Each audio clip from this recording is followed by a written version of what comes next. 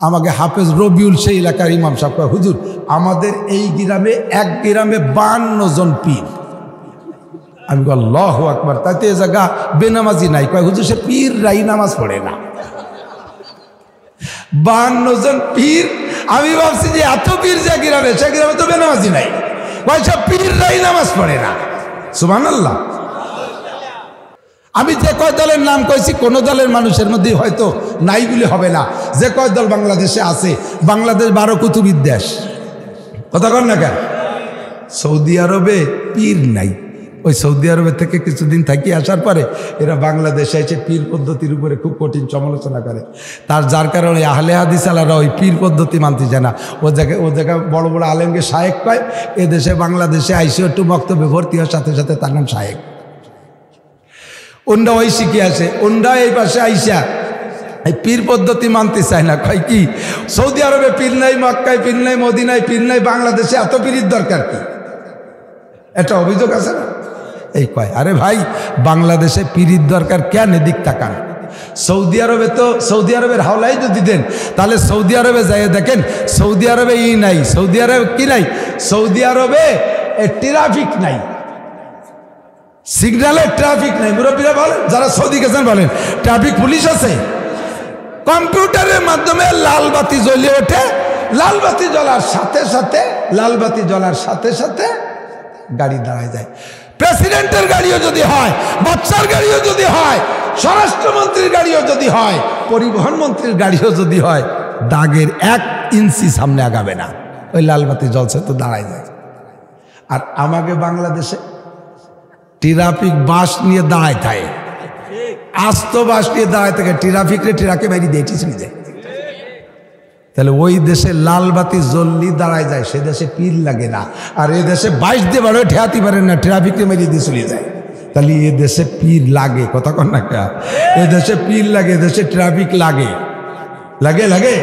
এ দেশে ট্রাফিক লাগে। ও দোস্ত, বাংলাদেশে এই জন্য অনেক কিছু বেশি লাগে। কাজেই আমাদের দেশে আলেম উলামা বেশি, আমাদের দেশে পীর মুরিদ বেশি। আমাদের দেশে কথা বুঝতে হবে ভালো করে, দিক তাকান। এই দেশে এত, আমাদের দেশে বাস্তবে দেখবেন, যা বলতে চাইছি যে সব দলের মানুষ আছে। 12 কুতুবির 12 আউলিয়ার মাধ্যমে বাংলাদেশে দিন পাইছে। এই 12 পীর মানতে যাইয়া, এই দেশে পীর পদ্ধতি মানতে যাইয়া পীরও দলে দলে ভাগ হয়ে গেছে। কত প্রকারের পীর! আমি আমাকে ফরিদপুরের এক জায়গায় গেছি ওয়াজ করতে। আমাকে হাফেজ রবিউল সেই এলাকার ইমাম সাহেব কয়, হুজুর আমাদের এই গ্রামে এক গ্রামে 52 জন পীর। আমি বলি আল্লাহু আকবার, তাতে এ জায়গা বেনামাজি নাই। কয় হুজুর সে পীররাই নামাজ পড়ে না। 52 জন পীর। আমি ভাবছি যে এত পীর যে গ্রামে, সে গ্রামে তো বেনামাজি নাই। কয় সব পীররাই নামাজ পড়ে না। সুবহানাল্লাহ। ऐ बसा इबलीस आदम रोए हंस, ऐ बसा इबलीस आदम रोए हंस, पस बहर दस्ते नशायत दादे दस कारे शैतामी कुनद नामशवली बरवली नस्तलानत बरवली। অনেক সময় শয়তান পীর সাজে আসে, যেই পীর নামাজ পড়ে না, যেই পীর ফরজ আদায় করে না, যেই পীর সুন্নত আদায় করে না, যেই পীর সুন্নত মানে না, যেই পীর শরীয়ত মানে না, যেই পীর দাড়ি রাখে না, যেই পীর জামাতে নামাজ পড়ে না, যেই পীর হজ ফরজ হয়েছে করে না, যেই পীর শরীয়তের বিধিবিধান মানে না, যেই পীরের দরবারে নারী আর পুরুষের অবাধ বিচরণ, ওইটা সহি পীর হইতে পারে না। ঠিক কিনা? আমার নবীর চেয়ে বড় পীর দুনিয়ায় আছে? কথা বল। আমার নবীর চেয়ে বড় পীর নাই। সেকেন্ড পীর আবু বকর, 3 নম্বর পীর উমর, 4 নম্বর পীর উসমান, 5 নম্বর পীর আলী, 6 নম্বর পীর সাহাবায়ে কিরামে বয়ে সিরিয়াল ধরে আসেন। অত বড় পীর জগতে আসে নাই। আব্দুল কাদের জিলানীও যাদের কাছে সারেন্ডার করে, কথা বলেন ঠিক না? আবু হানিফা, শাফি, আহমদ মালিক যাদের কাছে সারেন্ডার করে, বুখারী মুসলিম তিরমিজি ওয়ালা যাদের অনুসরণ করে, ওই অত বড় পীরদের দরবারে নাই যা আমার বাংলাদেশের পীরের দরবারে আছে তা। কথা কোন ঠিক না? নবী পাক বড় পীরের দরবারে জানাই, কোন পীরের দরবারে যদি তাই হয় তাহলে ওইটা সহি পীর হইতে পারে না। বিশ্বের দরবারে মহিলারা পুরুষটা একসাথে সাজাই নিয়ে বসা, মহিলাও আছে পুরুষও আছে, সামাসামি বসা। আল্লাহু আকবার। পর্দা বসিদার বালাই নাই, বোরকা টোরকা নাই, কিছু কিছু মহিলা মাথার কাপড়টা ঘুমটা ডেতে নিয়ে বসে রয়েছে। আল্লাহ, এইটা বাংলাদেশের খবর। আমি পড়ছি একটা ম্যাগাজিনে, পড়ছি মুসলিম ম্যাগাজিন, পড়িয়ে পরে এই মাঝে মাঝে আলোচনার ভিতরে এসে গেলে বলি, তা যে জায়গা যাই এই গল্পটা বলতেছি, পরে খবর পেলাম যে সেই পীর সাহেবের বাড়ি ওই জায়গা। মহিলারা সব সামনে বসা, পীর সাহেব মহিলাদেরকে বলতেছে, মা সকলরা আপনারা একটু মুখের কাপড়টা খোলেন, মুখের কাপড়টা একটু উঠান। বলার সাথে সাথে মহিলারা আবার এত ভক্তের ভক্ত, পীর সাহেব হুজুর যা বলছে ওটা যায় না যায় দেখার কথা নাই, সাথে সাথে মুখ খুলে বেলাইছে শত শত মহিলা। কয়েকজন মহিলা মুখ খোলে নাই, ওটা ঘুমটা মুড়িতে বলতেছে, হযরত আপনার সামনে আমরা চেহারা খুলবো কেন? চেহারা খুলবো কেন? আমরা জানি 14 শ্রেণীর সদস্য হুজুর রহমাতুল্লাহ আলাইহি পীর সাহেব বলতেছে যে মা সকলরা আমি আপনাদের পীর, আপনারা আমার মুরিদ। পীর সাহেব বাপ সমতুল্য, আর বাপের সামনে পর্দা করা লাগে না, বাপের সামনে পর্দা করা লাগে না। কাজেই আমি আপনাদের আধ্যাত্মিক বাপ, আমার সামনে পর্দা করা লাগবে না, মুখ খোলেন। কয় খুলবো কেন? কয় যে আজকে আপনাদেরকে যদি দেখে চিনে না রাখি, কিয়ামতের ময়দানে কোটি কোটি মানুষের মধ্যে আমি আপনাদেরকে বাছাই করে সুপারিশ করে বেচতে নেব কিভাবে? এই জন্য একটু চিনার জন্যই মুখ খুলতে বলছি। বললে কয়েকজন কইতেছে, হুজুর আমরা তো সদস্য হুজুরির বাংলা ভেস্তেজরিলিও পড়ি, তো বাংলা ভেস্তেজের মধ্যে দেখছি 14 শ্রেণীর মানুষের সামনে 14 শ্রেণীর মানুষের সাথে বিবাহ হারাম, 14 শ্রেণীর পুরুষের সাথে বিয়া মেয়েদের হারাম, আর 14 শ্রেণীর মহিলাদের সাথে পুরুষের বিয়ে হারাম। এই আপনি এই 14 শ্রেণীর কোন শ্রেণীতে আছেন? বাপের সাথে বিয়ে হারাম, দাদার সাথে বিয়ে হারাম, নানার সাথে বিয়ে হারাম, চাচার সাথে বিয়ে হারাম, মামুর সাথে বিয়ে হারাম, ভাইয়ের সাথে বিয়ে হারাম, ভাইবিটার সাথে বিয়ে হারাম, ছেলের সাথে বিয়ে হারাম, ছেলের সাথে বিয়ে হারাম, ভাগ্নের সাথে বিয়ে হারাম, ভাতিজার সাথে বিয়ে হারাম। কথা বলেন ঠিক না? শ্বশুরের সাথে বিয়ে হারাম, দুধ বাপের সাথে বিয়ে হারাম, দুধ ভাইয়ের সাথে বিয়ে হারাম। আপনি এই 14 শ্রেণীর কোন শ্রেণীতে আছেন? একটা শ্রেণীতে তো হতে হবে, তাহলে আপনার সামনে মুখ দেখানো যাবে। তা পীর সাহেব বলতেছে আমি এই 14 শ্রেণীর মধ্যে বাপের শ্রেণীতে আছি, আমি বাপ। কয় না, বাপেরও শ্রেণী আমি বেস্তে জোরে পড়ছি। আদি পিতা আদম আলাইহিস সালাম, জাতির পিতা ইব্রাহিম আলাইহিস সালাম, জন্মদাতা পিতা রুহানি পিতা মুহাম্মদুর রাসূলুল্লাহ সাল্লাল্লাহু আলাইহি সাল্লাম, আর জন্মদাতা পিতা আব্দুল খালেক, আর শ্বশুর পিতা আব্দুল মালিক। এই 5 জন ছাড়া বাপটা আমার হিসেবে নাই। আপনি কোন জন আছেন এই 5 জন? হ্যাঁ মহিলা, বাড়াবাড়ি করবে না, ধ্বংস হয়ে যাবা। মহিলা কয় তোর মতো লুচ্চোর কাছে আমি মুড়ি ধুতে আসিনি, বিটিকে দেখে লুচ্ছবি করবে এই জন্য সামনে মুখ খোলো। কথা বলেন, এগুলো লুচ্ছবি ছাড়া আর কিছু না। পাকিস্তানের নিদায় মেহরাব মেম্বার একটা কিতাব আছে, ওই কিতাবের মধ্যে একটা গল্প পড়ছি। পাকিস্তানের এক বহুত বড় আলেম, বহুত বড় মানে আলেম, ওই কিতাবের লেখক, উনি বলতেছে পাকিস্তানে এরকম বন্ড পীর আছে। এক প্রসিদ্ধ পীরের কাছে স্থানীয় জেনারেল একজন বড় চাকরিজীবী, এই চাকরিজীবী ভদ্রলোক ওই পীর সাহেবের সন্ধান পেয়ে গেছে। পীর সাহেবের কাছে মুরিদ হইতে শুক্রবারে, তা পীর সাহেবের কাছে মুরিদ হইতে গেলে পীর সাহেবরে দেখে শুনে সব কিছুতে ওনার বাহ্যিক দেখে শুনে খুব পছন্দ হয়েছে। সামনে যে বসে উর্দুতে বলতেছে, হযরত मैं आपके पास বায়াত होने के लिए आया हूँ, হুজুর আমি আপনার কাছে মুরিদ হইতে আসছি। তো পীর সাহেব সব কিছু দেখে যে বাইরে বাজারও গাড়ি টাড়িরও ভাব সব ভালো, বলছে যে হ্যাঁ একটা ভালো পার্টি পাইছি, তাহলে মুরিদ করা যায়। তার বলছে আচ্ছা ঠিক আছে, যাও আসো। वजू करके आया है? वजू करे আসছো? कहीं नहीं, मैं तो गुसल करके आया हूँ, আমি তো গোসল করে আসছি। अच्छा ठीक है, मेरे सामने बैठ जाओ, বসো সামনে বসো।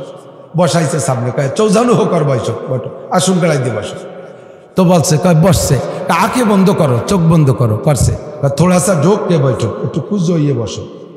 তো যখন কুজো হয়েছে তখন এই বুক পকেটে ঝুলে গেছে।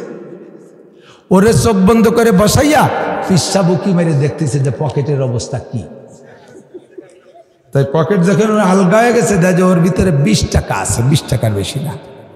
কিছুক্ষণ চুপ করে বসা রেখে বলছে, বাবা আঁখে খোল ডালো, চোখ খোলো, আজ বায়াত করনা नहीं है, আজ মুরিদ করা হবে না, আজ দিল মদিনা की तरफ जाते नहीं, দিল মদিনার দিকে যাচ্ছে না। কারণ 20 টাকার নোট, 20 টাকায় তো মদিনায় যাওয়া যায় না। দিল মদিনা की तरफ जाते नहीं। आज महीना की कितनी तारीख है? आज मासेर कय तारीख? आज महीना की 28 तारीख है, আজকে মাসের 28 তারিখ। সবাই জানে যে চাকরিজীবীদের মাসের শেষ দিক যে পয়সা থাকে না, এই জন্য 28 तारीख की 20 টাকার নোট নিয়ে আসছে, আজকে বায়াত করে। आइंदा महीना के 2-4 तारीख पे आना, আগামী মাসের 2-4 তারিখে আইসো, বেতন পাবা 2 তারিখে, 4 তারিখের মধ্যে চলে এসো, পকেটে টাকা থাকবে, অত খুলি করতে পারে না। কইতেছে যে আয়ন্দা মেহনাকে 4 তারিখ পে আনা। তখন টের পাইছে ভদ্রলোক চাকরিজীবী, বুঝে ফেলাইছে মাইটটা কোথায় হয়েছে। তো ইনশাআল্লাহ कोशिश करो हजरत, इंशाल्लाह कोशिश करो, আমি চেষ্টা করবো আসতে। এখন বলতেছে আজ मैं आपके पास बायत होने के लिए क्यों आया हो सुनाओ। আমি মুরিদ হইতে আসছি, কেন দেশে এত ভিড় থাকতে আপনার কাছে বলবো? হ্যাঁ ঠিক আছে বলো বলো। गुज़श्ता रात मैं ख्वाब में देखा, আমি গত রাতে একটা স্বপ্ন দেখলাম। কি দেখছো? ख्वाब में देखा कि मेरे शहादत उंगली पर पाखाना है और आपके शहादत उंगली पर शहाद है। আমি স্বপ্নে দেখি আমার এই শাহাদত আঙ্গুলে ময়লা মাখানো, পায়খানা মাখানো, আর আপনার এই আঙ্গুলটা দেখি মধু মাখানো। তখন চিন্তা করলাম যে আমি তো দুনিয়া নিয়ে নাড়াচাড়া করি, হতে পারে এরকম কিছু। আর হুজুর বুজুর্গ মানুষ, ওনারা তো মধু থাকাই স্বাভাবিক।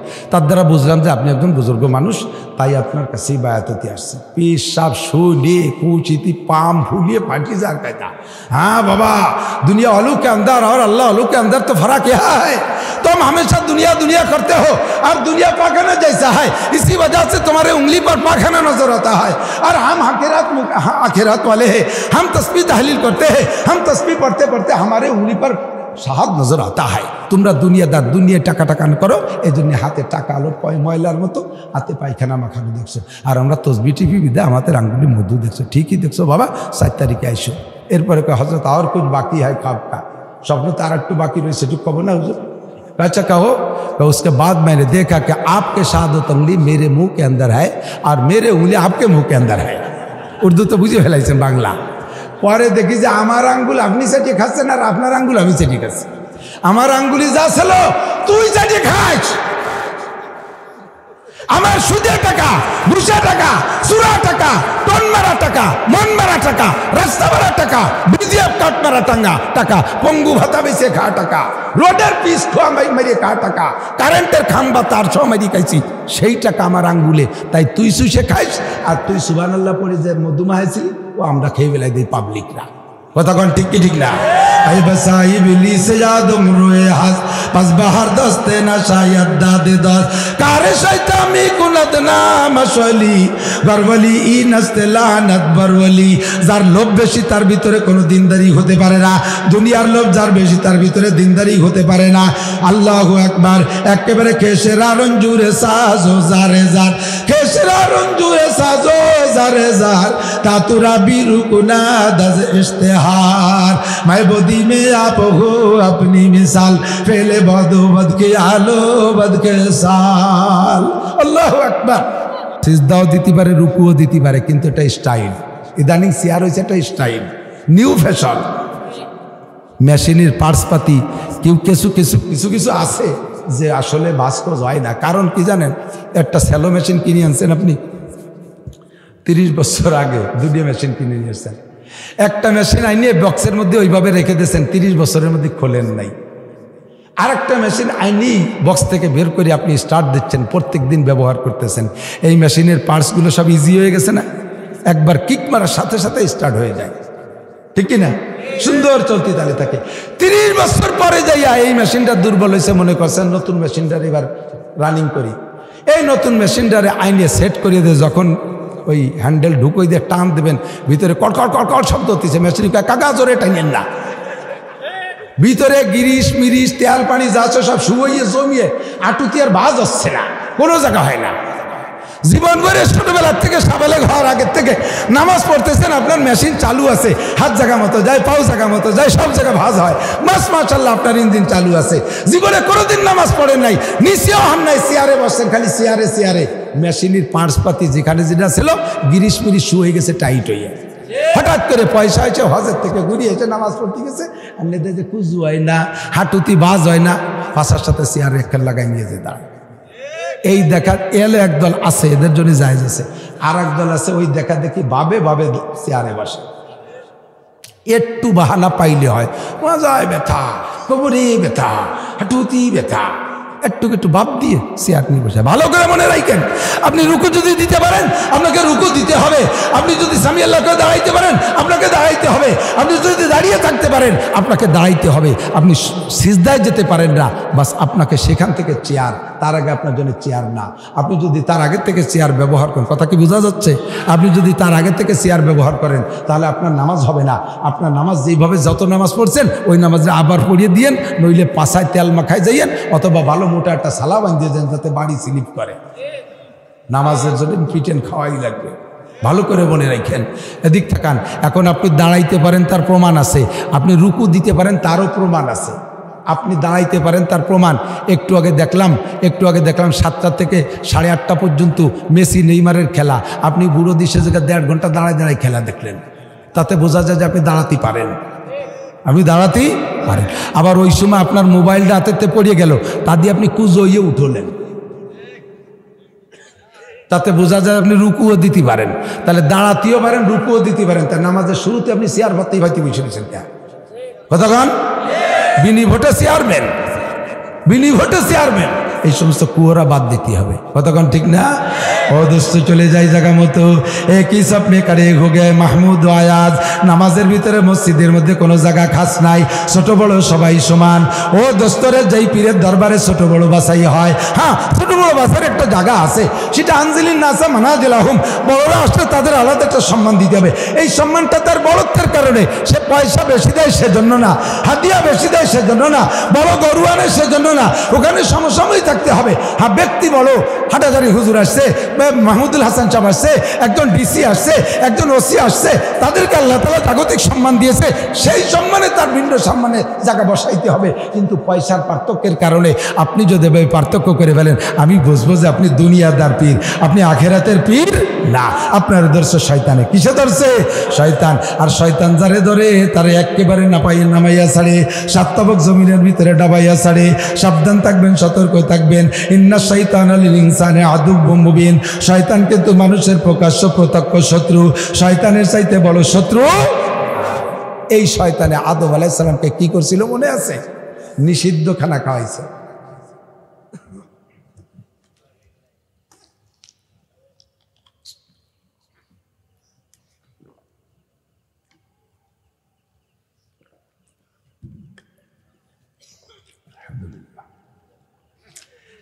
নিষিদ্ধ খানা খাওয়ার জায়গা মতো চলে এসে পারি, মজা। নিষিদ্ধ খানা খাওয়ার সাথে সাথে সর্বপ্রথম অ্যাকশন আদম আলাইহিস সালামের মধ্যে কি হয়েছে জানেন? পরনের কাপড় খুশি গেছে। ওয়াযাকা শাজারাতা, গাছের ফল চাকছে জিহ্বায়, ফাবাদাত লাহুমা সাওয়াতুহুমা, দুইজনের সতর খুলে গেছে, শরম খুলে গেছে, গায়ের জান্নাতি কাপড় কোনোভাবে ধরে রাখতে পারে না, টানিয়ে রাখে হাতের থেকে, কেমন কেউ টেনে খুলে ফেলে দিচ্ছে, দুইজন বেবস্ত্র হয়ে গেলেন। যেহেতু জান্নাতের মধ্যে আর কোনো মানুষ নেই, স্বামী স্ত্রী দুইজন ছাড়া। কথা কন না কেন? এই দুইজন কি জান্নাতি মানুষ না? দুইজন কি জান্নাতি মানুষ? আমার আপনার এই আদি পিতা আদিমাতা ওই দুইজন না? আরে কথা কয় না, যুবক আমার দিক থেকে স্কুলে ভালো কি বলতেছে তা ঘোরার ডিম বুঝে নেবা না। আমার আপনার আমার তোমার আব্বার নাম কি? আদম আলাইহিস সালাম। মায়ের নাম কি? হাওয়া আলাইহিস সালাম। আমাদের গুলার মুরব্বী ওই দুইজন নাকি শিম্পাঞ্জি, বান্দর? আপনাদের এটা মাদারীপুর জেলা, চরমুগুরি থানা আছে না? চরমুগুরি বান্দর আছে। জীবন ভরে বান্দররা তো আপনাকে বিল্ডিংয়ের মধ্যে এসে থাকে, বান্দররা আপনাকে বাড়ি এসে দেয়, গাছে থাকে না। তা ডারউইন যে বান্দরেতে পয়দা হয়েছে সেই বান্দরটা বলে গাছের সাথে ঘষা খাতি খাতি লেজ পড়ে গেল। আমাকে চরমুগুরির একটা বান্দরের তো লেজ পড়লো না কোনোদিন, ঠিক না? আমরা বান্দরের থেকে নই, আমরা শিম্পাঞ্জির থেকে নই।